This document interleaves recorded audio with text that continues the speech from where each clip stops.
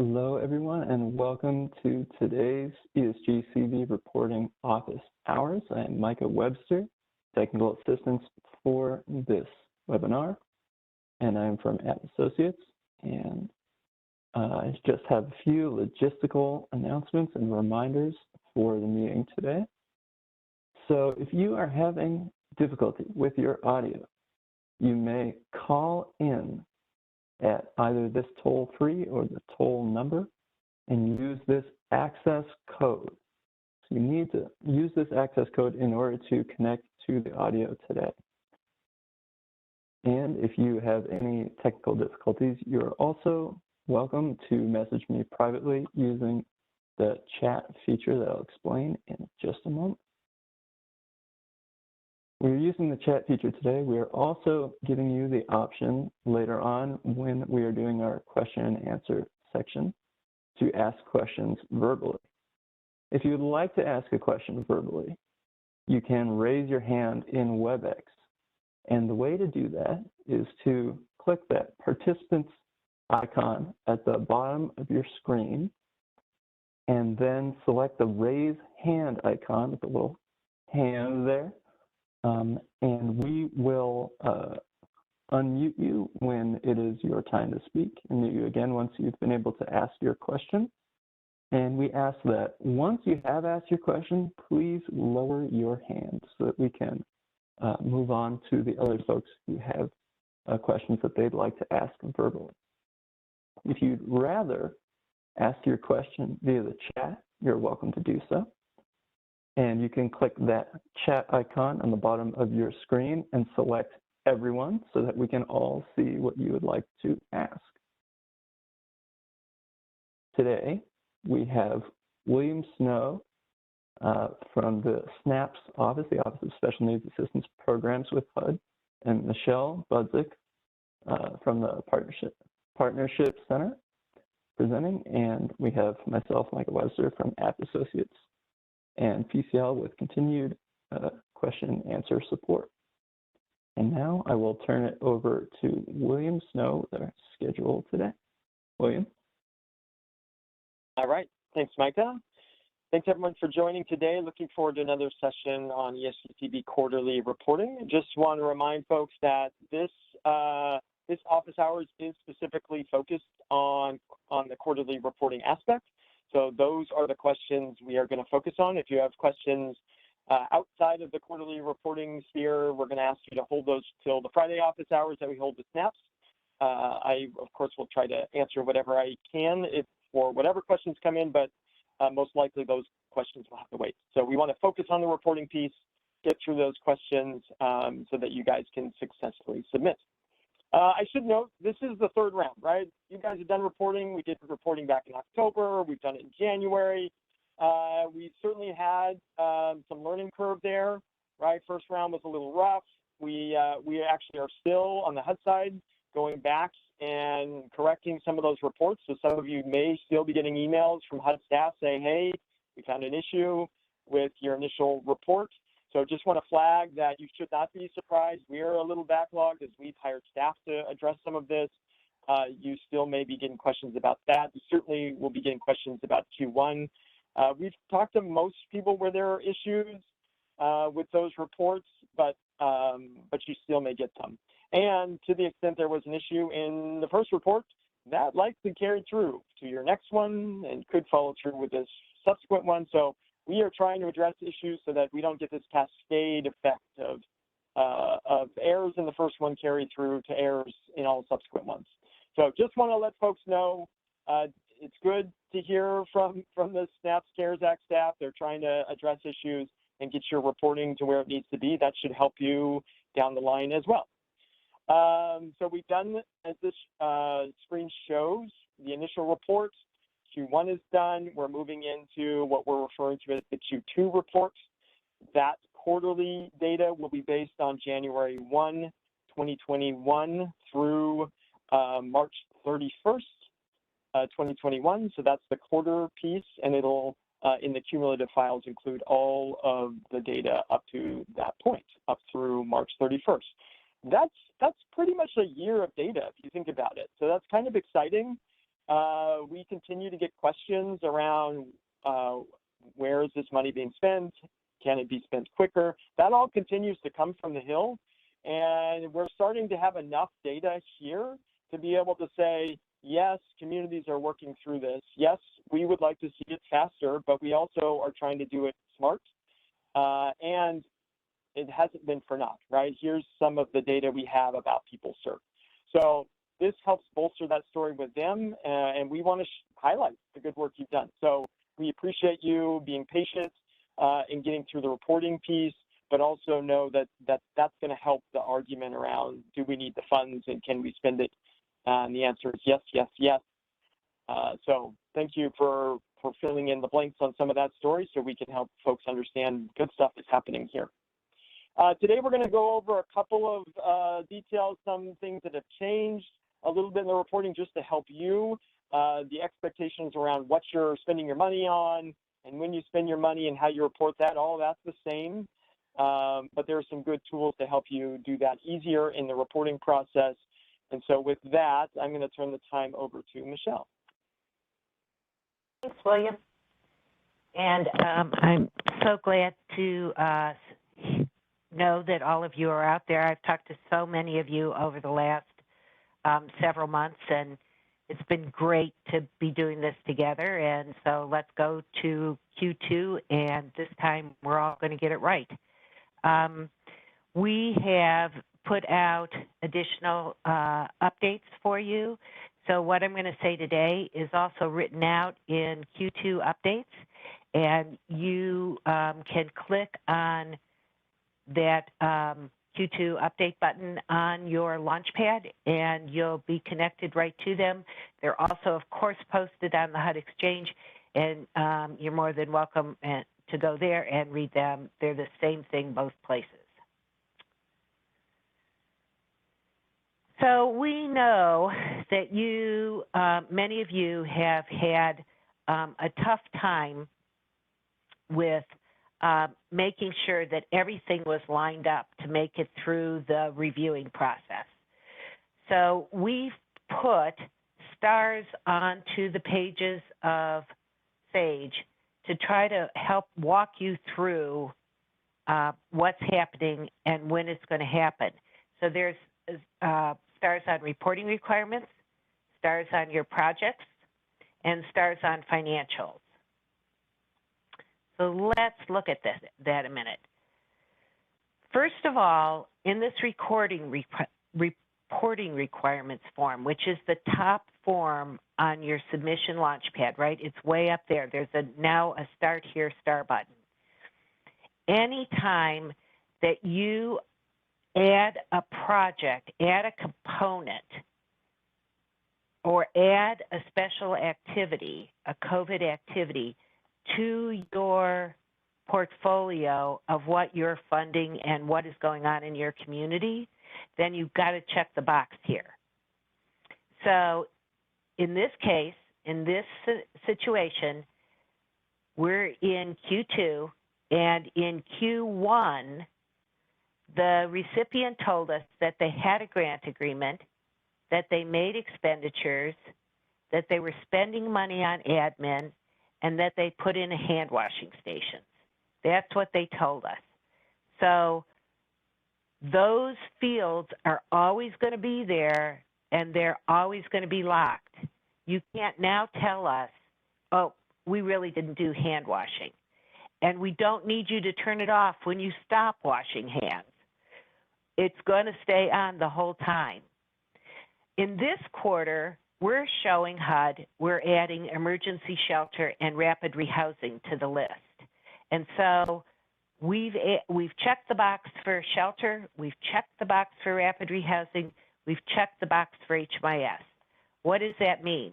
It means that you have made expenditures on that thing that you checked the box for, and for the components, you have a CSV upload. For the activities, you've written a little narrative. That's what it means when you check the box. It's not rocket science. It's just logic, making it flow from what you said was needed in reporting to what you're showing in your projects to what you're showing in your finances. So we've added to your Launchpad the ability now to see what you have checked, so that if there's any confusion later on about what you checked, you'll be able to kind of just look up on your screen and see it. So you'll see that in Q1, we only showed the admin and hand washing. Once you check these boxes, Q2's form is going to look like this. Then you'll see that we put stars on the projects themselves that have to be added. So if you funded emergency shelter, then there have to be projects listed under emergency shelter. If you funded rapid rehousing, there has to be projects under rapid rehousing. Now remember, I think I've caused some confusion with using the word funded and having you be confused by what does that mean. I mean that you gave them money, you got a contract with them, they started serving clients and expending money. So if you've given homelessness prevention funding, you've told them they have $100,000 worth of funding, but because of the eviction moratorium, they haven't been able to use that funding. You don't start that program until they've actually started it. So don't try to show us projects on this that haven't really started. They have to be serving clients and spending money for you to list the projects here. You can always add projects. All the way through this, you're going to be able to add projects, and I'll show you how to do this in a minute. But right now, what we're looking for is, because you said you funded emergency shelter and rapid rehousing, you said you had expenses on them, then we're looking for projects under shelter and rapid rehousing. If the thing that you did was a allowable activity under ESG-CV, then you could also, you are also required to write a narrative about that. It's a small narrative. It's like 2,400 characters maximum. It's not a dissertation. You don't have to write a book on this. But we do need more than a half a sentence. So some of you are just saying, yep, I did that. And that actually is triggering an error in your reporting, and you're getting rejected. Let's go over 50 characters here, folks. That's kind of where we set the limit, and that means more than saying, yep, I did that. So just a little response to answering the question that's actually being asked there would get you to that. And this is kind of an example of answering the question to try to show HUD that, you know, what you really did with those hand washing stations.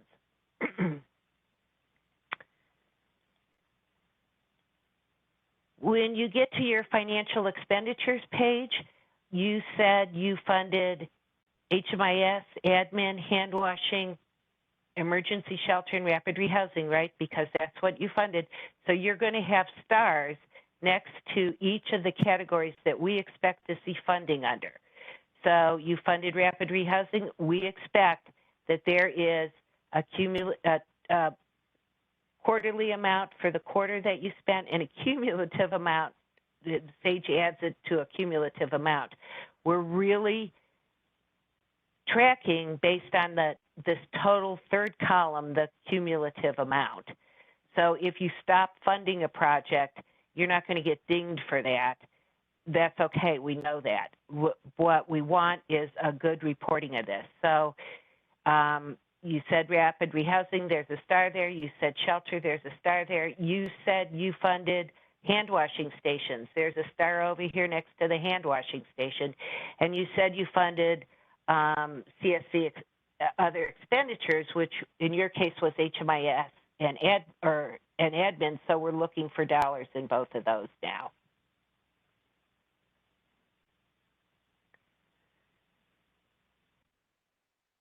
The Other thing that we've done is, and the chart looks worse than it is. Once you click this around a few times, you'll feel comfortable with it. But because so many of you have projects that you just finally got under contract with your subs now, but you're paying for work that was done way back when, you know, as far back as like March of last year, even still. We've ginned up a way for you to be able to report back on stuff. So you still set a reporting start date. You don't set a new one. That's the reporting start date you initially set. If the project started on the reporting start date when you enter in this new project, you will just click report start date, and that'll fill in right here, and you'll go forward. If, however, you started it at any other time, which is also very possible, that you started some projects in March, but then you didn't start RRH perhaps maybe until August. And so your reporting start date for the shelters would have been this March date, but now you want to show that you started them in August. If you click the year, it'll give you the choices of what year do you want to use. You're going to use 2020, and it's going to give you the choice then of what month in 2020 do you want to use. You'll notice that we don't let you go back before your reporting start date. So if something happened that you just have to report it back here, you have to submit an AAQ to be able to get us to override this report start date. Let's just not do it. Get your projects in line starting after the reporting start date and clicking the right button. That'll cause this to fill in. Likewise, if you've ended a project, the same kind of schema is going to come up to allow you to end that project anytime between now and the end of the year. So in order to be able to block off years and months and still have you have some level of comfort, we've used this start date system, and hopefully it will be easy for you to follow. And we did write out about it in the Q2 update. So if you have trouble, take a look there too. And then the last thing we want to talk about is transportation. And I think William wants to do this one. Yep. So we've had lots of questions around how do we report costs for transportation that's specifically associated with the vaccination, which we're thrilled folks are doing that. So thank you for using costs to help people get vaccinated. That's what we want to do. Transportation can appear in projects in two different ways. There are emergency shelter and street outreach projects that existed before those costs were incurred, where you may just be slotting those costs in. For instance, you may buy a van associated with a street outreach project that already exists and use that van for vaccination events. That's one possible way this may manifest. You're already collecting data on those clients. You don't have to do anything special because you're collecting data or because you're serving them with transportation for vaccination. No unique thing done in HMIS for that. That applies for shelter too, right? If you get transportation, a vehicle, or incur costs associated with vaccination, but you're like associated all with a single project, you're not doing anything unique there because you're already going to tell us who you're serving in that project by virtue of the fact that they're already putting emergent or ESG funds into that shelter or into that street outreach project. So I want to make a big point there, like we're not trying to add burden on your HMIS data collection. We don't want you creating a separate project. We don't want you doing a bunch of extra stuff here because that's a lot of work. And it's a lot of work to get people vaccinated. Let's focus on that. However, there is a scenario that we also want to address, and that is the case where you may have transportation. Again, you may buy a vehicle that's not really associated with a project, right? You may be serving people experiencing homelessness in a couple of different types of projects, maybe through rapid rehousing projects and shelter and wherever it be.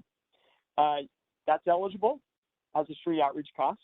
So you will report the finance piece of it under street outreach.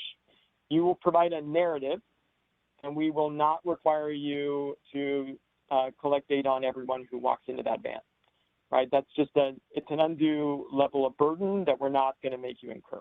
So you do need to be prepared to talk about, again, a meaningful narrative, something that says, we did this, it helped address COVID for this reason, and then tell us how much money you spent on it. So that's how we're looking at transportation. It's helpful to know that actually most of the CARES Act activities we think of in this way. Most of them are associated or costs associated with existing projects. Hazard pay is a good example. Many communities did, in fact, take advantage of hazard pay, and they paid existing emergency shelter staff more because they could use hazard pay. You don't have to do any special data collection there. You're already collecting data on the people served under that funding because it's that ESG-funded shelter that's getting the extra hazard pay. So no special HMIS burden there. You do need to tell us in a narrative what you did, and you need to tell us how much money you spent, and you'll associate it more or less with a component of that project, right? It would be shelter or street outreach or whatever it is for the applicable CARES Act cost. But we, again, can't stress enough, we know some of these are really special cases and hard to do, like hand washing stations. It would be crazy for us to have you like sit at a hand washing station and identify every individual who needs to wash their hands. That's just not reasonable. But it is reasonable for us to tell you how much money you spent and to give a sense for generally why did you put it there, right? Why did you need to fund it, and what exactly did you fund? So just wanted to make that clear for you.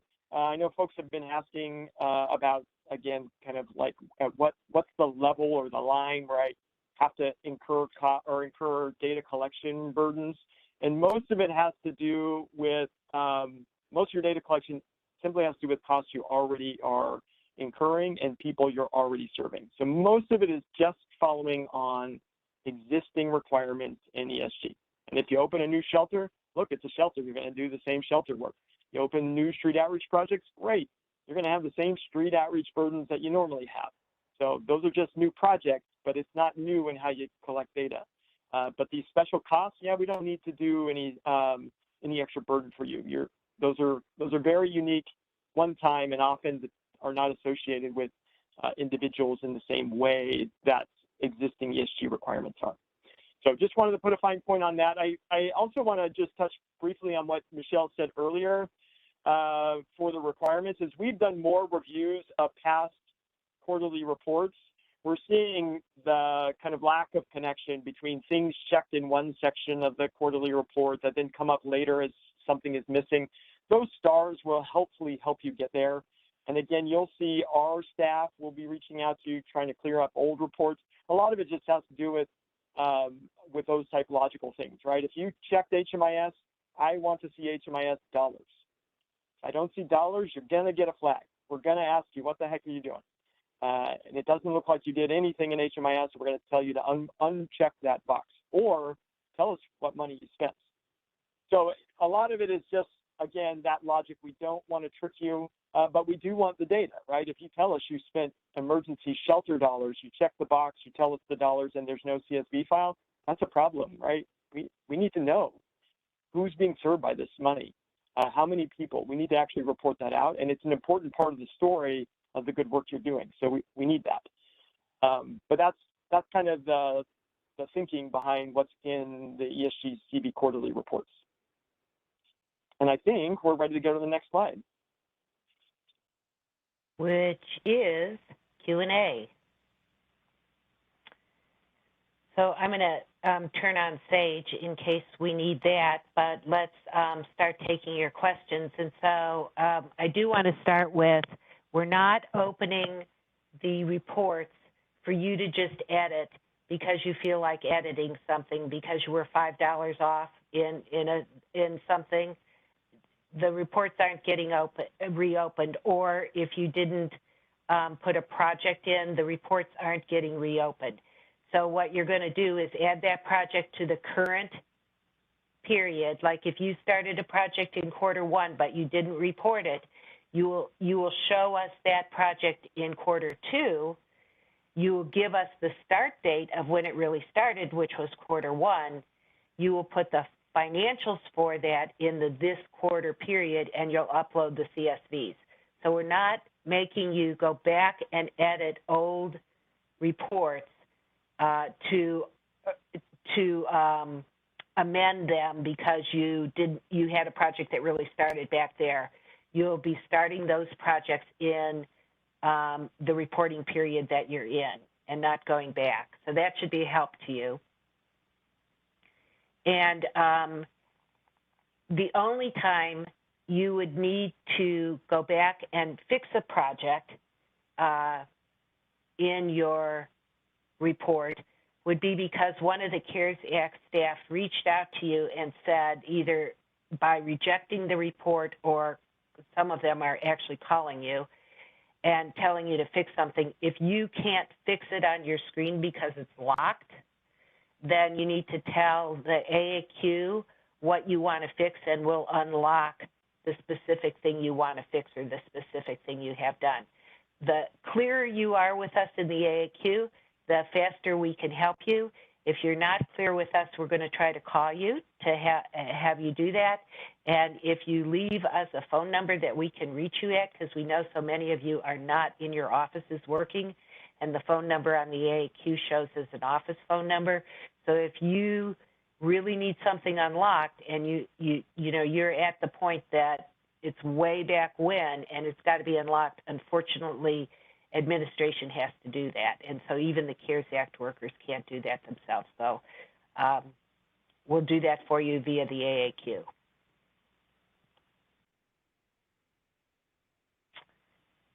AAQ. Rob, Meredith, do we have questions? Yeah, we're starting to get a few questions coming in now. Candy's asking about her community has funded a food pantry that remained open during COVID under shelter support to install a new floor and purchase PPE that they believe is allowable under the guidelines, but she's not sure how to train them or collect HMIS, as they cannot be expected to collect data on everyone entering the food pantry, or should they? So I would send that one into the AAQ, because there's a couple layers there that I want to make sure that I work out with our council, or not our council, with our program SME. I don't know for sure, so I don't want to give you the wrong answer. So send that one to the AAQ, and we'll address it through that. Great. Sarah's in here as looks like a new staff person and is trying to get some onboarding to people and looking for where they should find trainings that we've done on this reporting in the past. Where do we go for trainings? So the trainings are all on the HUD Exchange. I do have to tell you that they're hard to find, and I personally Google ESG-CV reporting and get to it easily that way, rather than trying to figure out where on earth it's filed in the HUD Exchange. It's there, but it's deep down.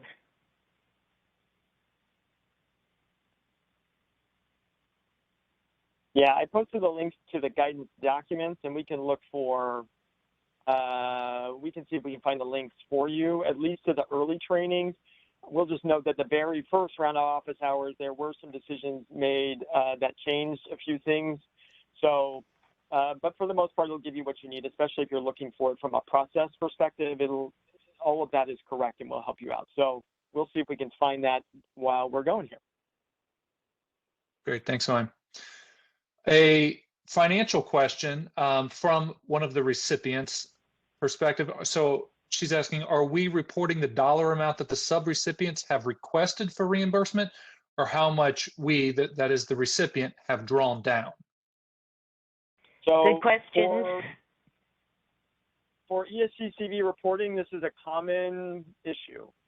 So I'm really, really glad you asked it, Hope. It's a great one. For the purposes of this report, we don't care about your drawdowns.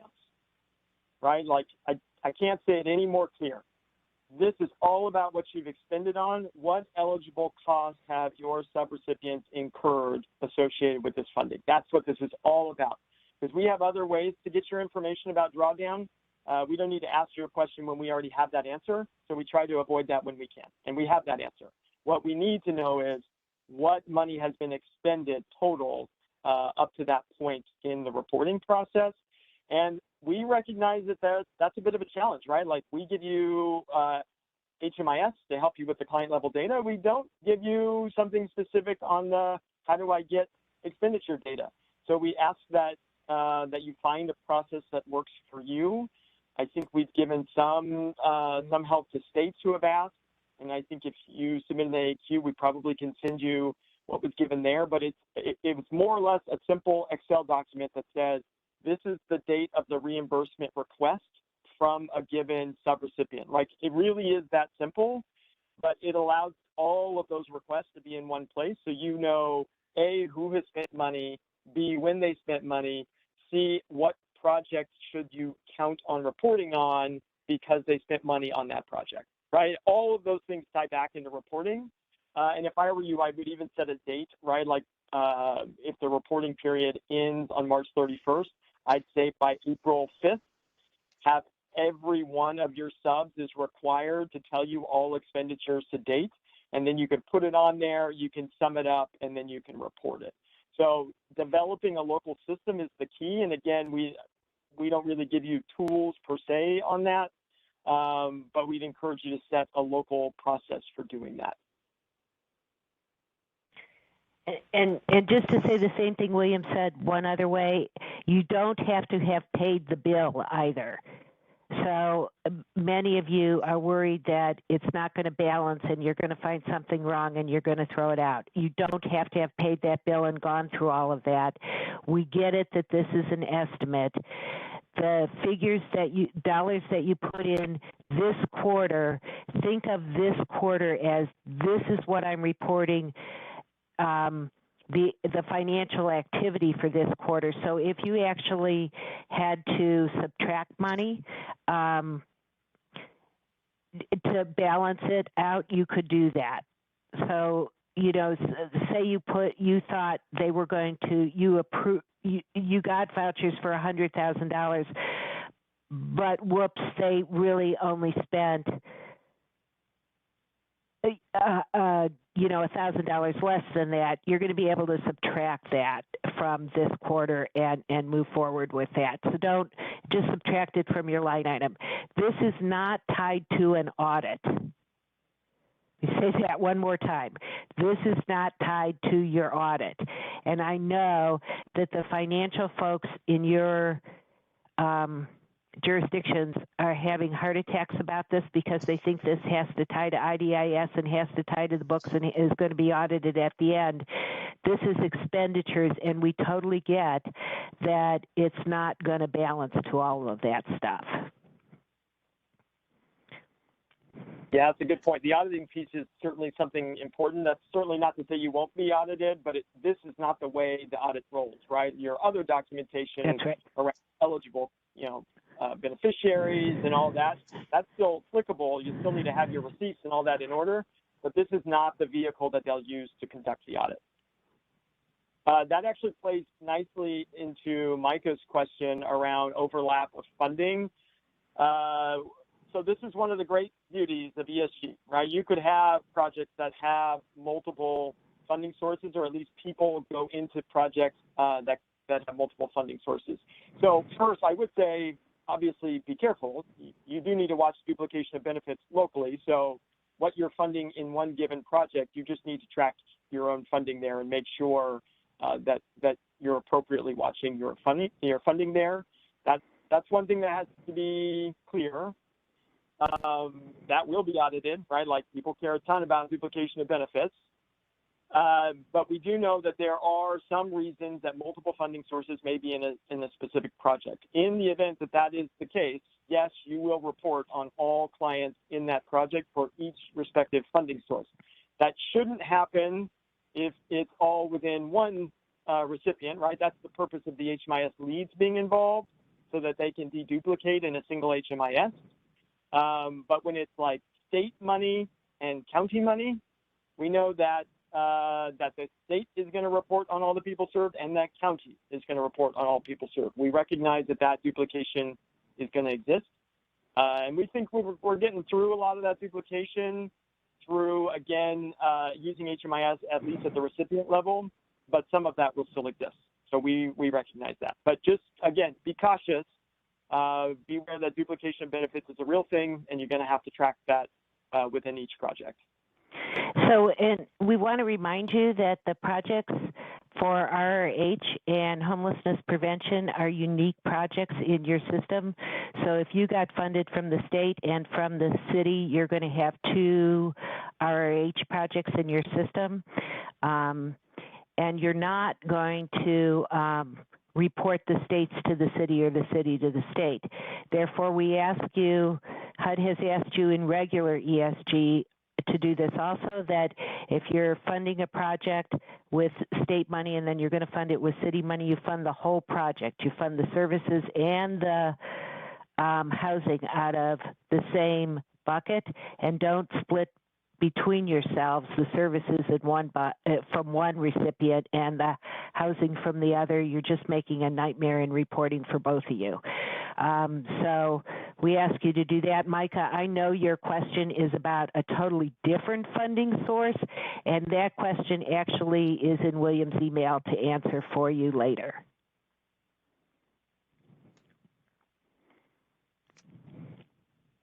Great. So if we're looking, our next question is from Rotella about the editing of a start date.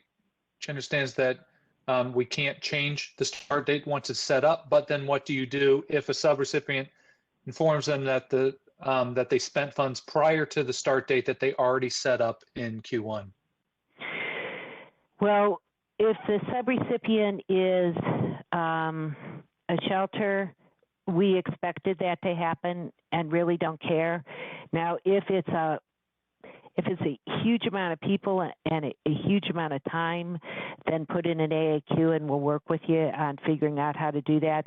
We do have the ability on the back end to do some fussing around with start dates to account for those weird situations you have. But when we set how to pick your reporting start date, we were very conscious and talked to you a lot about, we knew some people were going to get missed, but we were going to miss some people in order not to overcount other people. So it's just a fine line of how you're doing that. Now, if it's an RRH project or a homeless prevention project and we need to change the dates, then we're going to need to change the dates. But that also means we're going to need to change the bundles.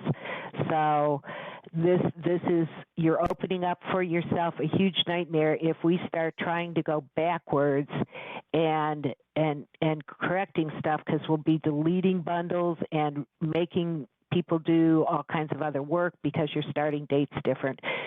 So don't do that without thinking that through. And if you need to think it through with the help of somebody, go ahead and put in an AAQ. We are happy to listen to you on that. One other amendment to that gets at Phil's question on start date. So what Michelle described is what happens when you change the start date. There are actually all sorts of reasons that you may need to adjust the past responses because of people you served. The example there is we were going to use ESG funding. We thought we were going to do that, and now we changed our mind, right? Maybe ERF funding kicked in or some other funding source.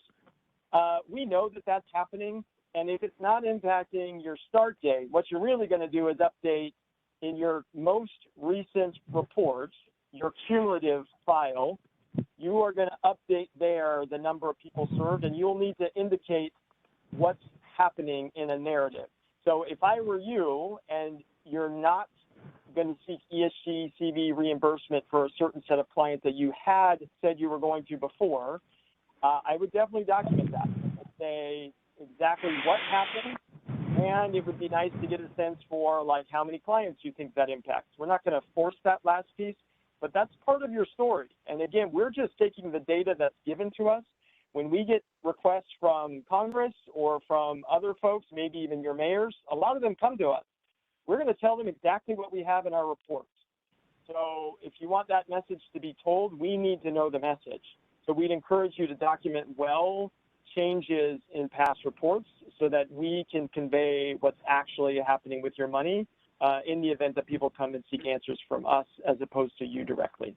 So we like to refer them back to you, I promise you that, but often they want an answer now and we use the data in front of us. So just want to make note of that.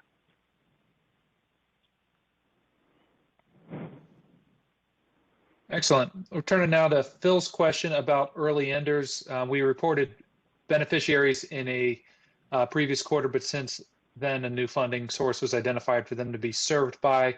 Our cumulative number of beneficiaries will be less now. So do we need to adjust this, or is this to be expected?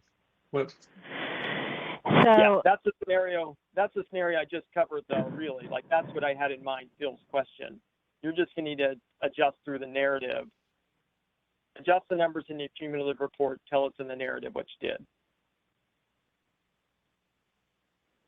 So you're going to close that project, right? You're going to end that project in Sage.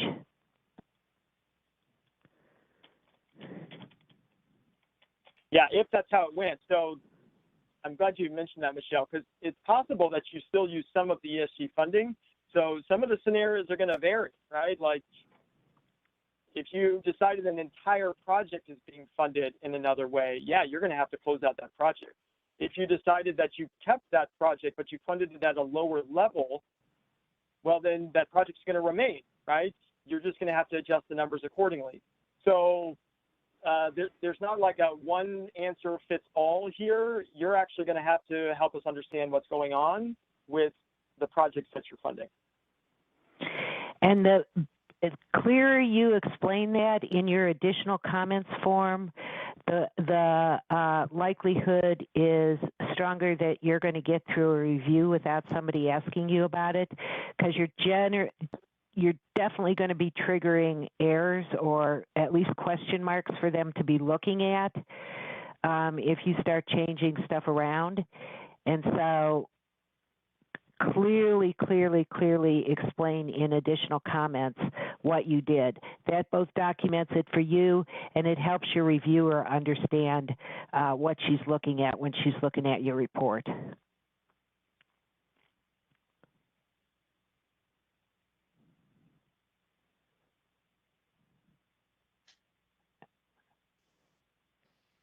Good. It looks like Right. from Phil that, yeah, that it was the former case, that the project is not ending, but I'm glad we covered both. We got a question from Carolyn. Carolyn, I hope we're going to interpret this right. She's asking, who is the best person to set up Sage? Maybe that's a quick question for who's who in the zoo with who's doing what for reporting on this. The Sage system has to be completed by the recipient. So it's somebody in the recipient's office that actually has access to Sage ESG for your community and is filling that out. Once the recipient fills out, your part of what you've done, then you're actually sending bundles over to your HMIS and they're uploading right into your report. So HMIS does not need and really should not have access to your reports. They have their own little portal that they can upload stuff to and it goes in. So it's the recipient that is expected to do this. I definitely have heard across the country folks that are saying my COC should be doing it, and the COC is not the recipient. So this really is the ESG jurisdiction, city, county, state, territory, that should be having access to Sage and doing the report. It may be helpful to think about who's actually doing the work. We still have some recipients putting like mayors or authorized representatives who really don't know anything about ESG-CV quarterly reporting, right? Like that's just a level of nuance they don't care about. So be practical in who you assign as somebody who has submit authority. Many of you are using consultants. Consultants should never be the ones signing or ultimately submitting on behalf of the recipient. They can contribute though, right? They certainly can help you organize the data. They can help input data, but somebody who's on the recipient staff should be the one with the authority to submit. So you're just going to have to look in your agency and just think about what that right level is. It's not the mayor and it's not your consultant. It's going to be, right, if this is Department of Mental Health in X city, it should be the staff person in the Department of Mental Health. That could be a director, or that could be, again, a staff person, line staff person. So look at your own agency and just be practical about the who, and make sure there's somebody who is in an agency with authority. Again, we want to be clear that like consultants don't have the authority to submit on behalf of recipients. They really shouldn't be. Recipients should be submitting. So just be, again, look to be submitting. The person that is named in this complete contact information form, also in step 7, should be the person that when HUD calls and says your report is being rejected because of this, that, and the other thing, they understand that there even is a report and what you're talking about. So again, like William said, the mayor is not, that doesn't cut it, or the county commissioner.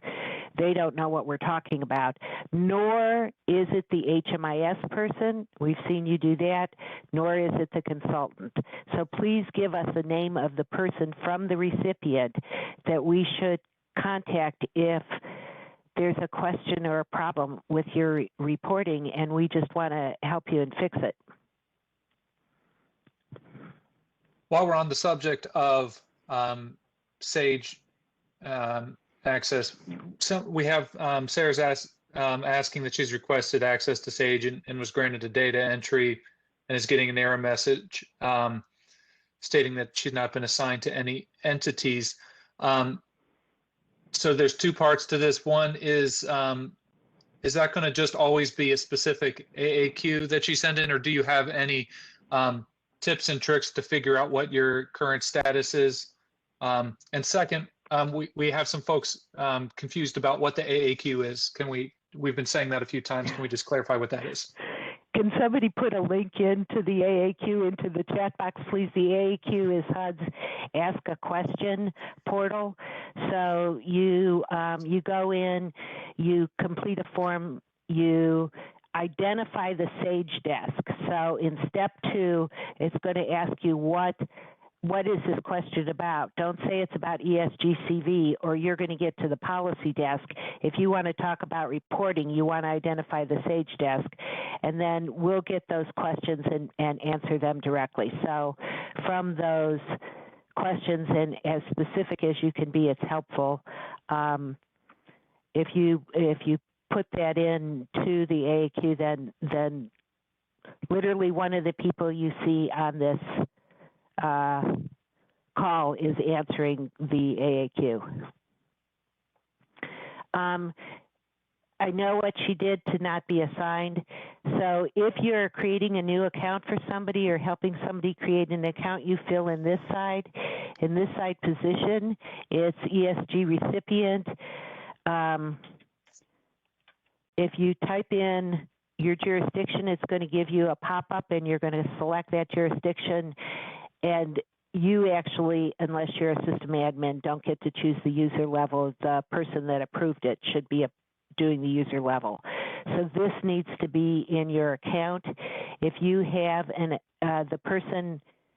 if you have a data entry user level, then there should be a person in your jurisdiction that has data entry and account admin. They're the person that has to submit the report to SAGE. There's should be at least one in every community. Some communities have more than one.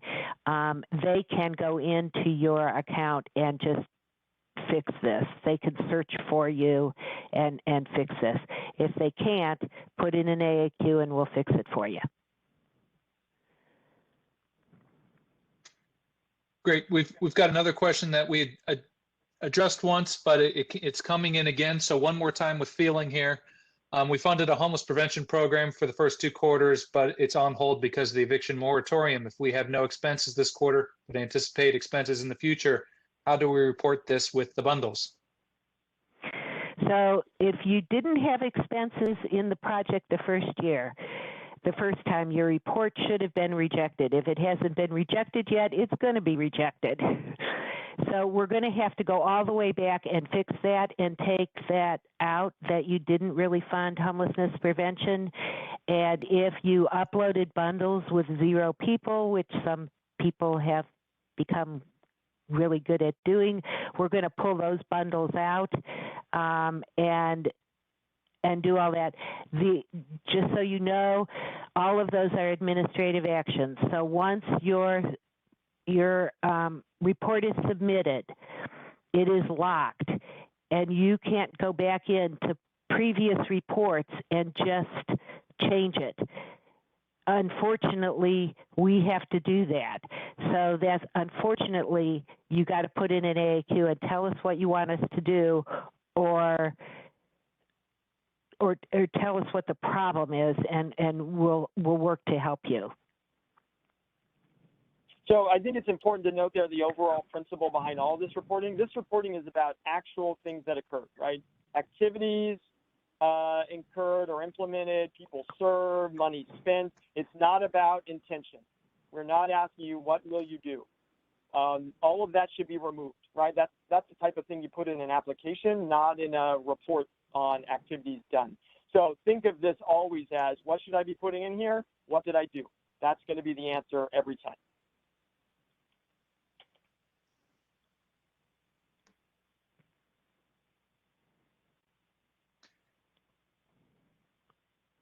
Good. So we've got another question here. Do subrecipients need to upload every quarter into Sage, similar to what they do at the end of the year for CAPER, or is the information taken from HMIS? And this is a new to this question. So just asking to back up about how the quarters work here. So you do not put subrecipients. Subrecipients do not submit to ESG-CV. They only submit to your CAPER. The people that are going to submit to your ESG-CV project are your HMIS leads. So what you're going to do is identify an HMIS lead in, oh, I know why. You're going to go into the complete the form for HMIS leads and actually add an HMIS lead to the report. And then the bundles are going to go to them. They're not going to go to your subrecipients. The subrecipients, we recognize, are doing the the big share of the work here, right? They're carrying the lift of having to work with all of these clients in the in this COVID period. So a big part of this, not only because we want to unduplicate, but because we're trying to share the burden here across, is that the HMIS folks have to do the reporting. So the only time a subrecipient would directly report is if they're a victim service provider and can't use the HMIS, then they would be listed. Otherwise, it's always the HMIS people that are reporting for you. Yeah, and I think especially, Carolyn, if this is new to you, I mean, this is a good place to, as a reminder that it is an eligible cost to fund the HMIS folks or to provide additional funding to them, because this is not free, right? Like, this takes work. We're trying to remove some of that effort from the subs, but it is not, it's not because it doesn't have a lot going on with it. So the other thing to note, another departure from the normal annual ESG funding, is we're not going to make you guys do an annual report under ESG-CV, right? Because we're asking you already to do quarterly reports with a cumulative piece tied to it. We already have everything you would tell us in an annual report anyways, so we're not making you do that. We're just asking for the quarterly reports during the time that you're spending down the money. So again, that's a great question, and Those are two important highlights for how this program reporting is different than annual ESG. Great. Michelle, we've got a good question actually for the form that you're on here with step 2. Micah was asking about that HMIS/VSP ID column. Can you talk about what goes in there? It means, are they the HMIS lead? Are they LASA, or are they your victim service provider? So the only one that is, there should be one entry for the HMIS, unless you're a state and you have multiple HMIS implementations across your state. So it means then that you're sending it to the HMIS or you're sending it over to a victim service provider. Yes means it is a victim service provider.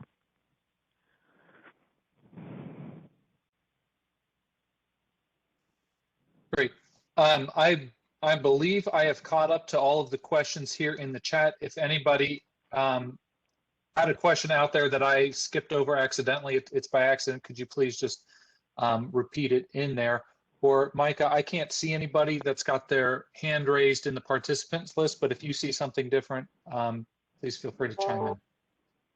So let me jump in on Jasmine's question, because I think there's still a little unclarity, and actually this is a common one. And she was asking about, she was the one who asked about homeless prevention, right? We funded homeless prevention, but because of the moratorium, we haven't spent any money on it. For the purposes of this report, when we say funded, for the purposes of reporting, we're really saying, did you incur expenses?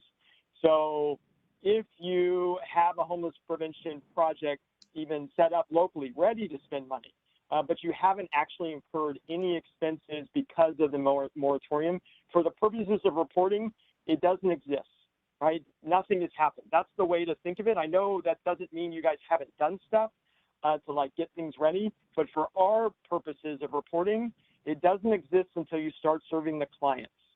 So you won't include homeless prevention. You won't check the box on the screen Michelle has there, and then you won't enter dollars unless you actually spent dollars, right? Like this all changes if you actually spent dollars on the activity. But I'm under the assumption from kind of the back and forth, you haven't spent dollars because of the moratorium. So you don't check the box, you don't enter a bundle, you don't enter any dollars because you haven't spent any. All of that is more or less blank. But the minute you start serving people, you're going to have to do all those things, right? You check the box on this page, homeless prevention. You'll have to tell us how much money you spend on that activity, and you'll have to include a bundle that tells us who was served. So when we say funding, we actually mean like dollars spent, and you will seek reimbursement for those dollars. That's kind of how we're translating it.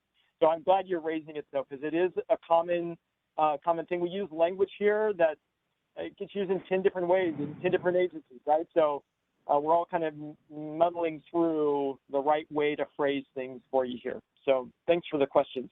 And everyone else, we appreciate your wonderful questions. This is helpful for us to try to get wording right also.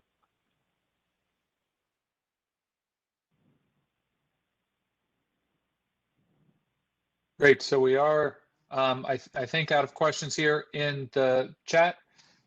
So this is a last call, I guess. Okay, I'm seeing one come in here live here from Candy. One of the ESG-CV communities is using funds to renovate a shelter. Expenses have been incurred, but there are currently no guests in the shelter. What is the HMIS expectation for Q2? So you need to show us the expenditures, especially if you've drawn them from IDIS, because you're going to throw an error if you don't. So you need to throw us put the expenditures in, but in the additional comments form, you need to very, very clearly indicate that you have not that all you have expended funds on is for renovation, and that there are no clients in that project yet, and that the reviewer should see that and should not reject your report then because there's no CSV. There are situations, there are a couple of you out there that we've actually uploaded blank CSVs for because they were just like they couldn't get around the issue. we have dedicated CARES Act staff now, so there's a handful. These aren't getting reviewed at your regular field office, and so you shouldn't have that problem anymore if you put a really clear note in additional comments.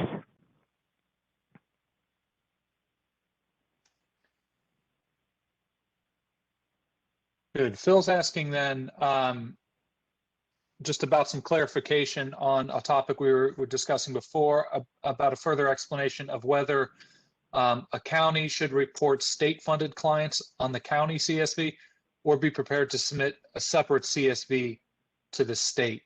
And Phil, I know this is going to depend a little bit if the county and the state are separate recipients or not. So if you have additional information on that you want to throw in there, we'll be looking for that in the chat. But Michelle, maybe if you want to cover the instances here. I think I get what you're saying. You're saying that you are a jurisdiction yourself, you're an entitlement, you get funding, and yes, you have to account for your funding and your entitlement, but your state graciously also allocated you a chunk of change for ESG-CV, and so you're now accountable to the state also. The state is going to treat you like a subrecipient, and so they're actually only going to ask you as a subrecipient for your expenditures, and they're going to ask your HMISs for their uploads. So you will be reporting in both places, but you're going to be reporting almost as two different people. In your role as recipient, you're entering into SAGE, you're the recipient, you're doing all of this. If you've gotten money from the state and you're the subrecipient, then you're going to act like you're one of your subs, where you just have to send in the financial information.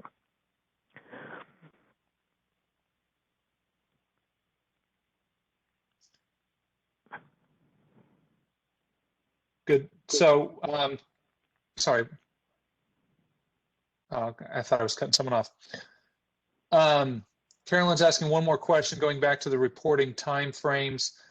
It looks like William may have answered this, but we'll ask again here. Our subrecipients just executed agreements last month, and they'll be submitting data for 3/31. The data go back to 1/21/20. Should all the data go into Q2, or does that get broken up somehow into initial Q1 and Q2? Yeah, that gets at the reality that the cumulative report does most of that work, right? We know that this is happening. Just report everyone in the cumulative report. For those who were served in the last quarter, you'll include those in the quarterly report piece. So you will, we would expect to see people in that quarterly report based on that, on the fact that you served some people. But we're not going to make you reopen old reports. Just put them all in the cumulative report. Let us know what you did. Use that narrative to tell us who was included, and we will know from that what you've done.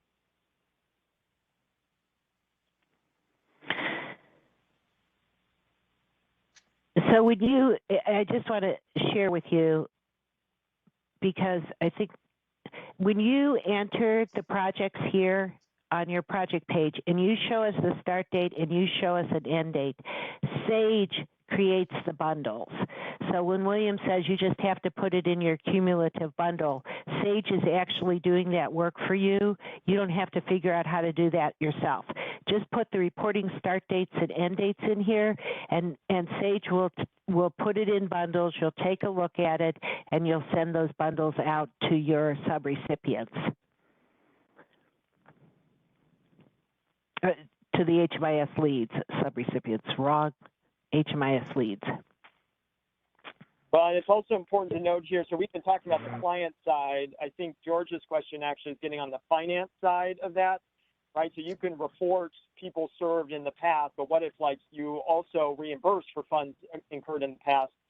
For that, you'll actually put the funding associated with those costs in what you report in the cumulative or in the quarterly finance piece. So you'll update all of that finance, and Michelle has that up here. And you could see if you incurred $30,000 in the initial period and you haven't reported it yet, but you'll put that money in addition to whatever you spent in the quarter in the appropriate activity under this quarter. again, the narrative is going to be really important here so that we can see what did you change? What did you change in terms of people? Because that changed your cumulative report. What did you change in terms of money? Because that impacts what you input for this quarter dollars. So it's a good question. Again, I think a lot of folks are looking at that, and this will continue to be an issue that we don't want you to have a ton more work. This is intended for you not to go back and amend a bunch of reports, but you do have to make sure you take advantage of the process here, right? Tell us what you spent, and then include in your cumulative report the number of people served, and we'll get it, right? Make notes, help us understand it, but you don't have to go back to old reports. I've said to a number of financial people, look at the total, the cumulative column here, this last column 3, and if that's right, you're good to go.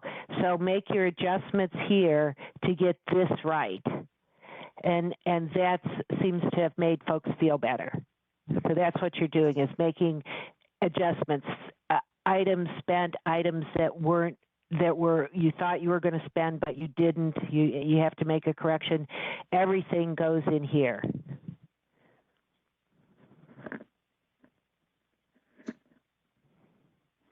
And I'm just realizing we are just slightly over time here. Micah's final question here does tie in just a little bit to send us off here. If a project is up and running and served clients in the quarter but didn't execute the contract, so another permutation in all the things here. So up and running, but no contract is executed, will it be included in the quarter? No, yeah. Wait till next quarter. Yeah, I just put that in the response. You have it in writing.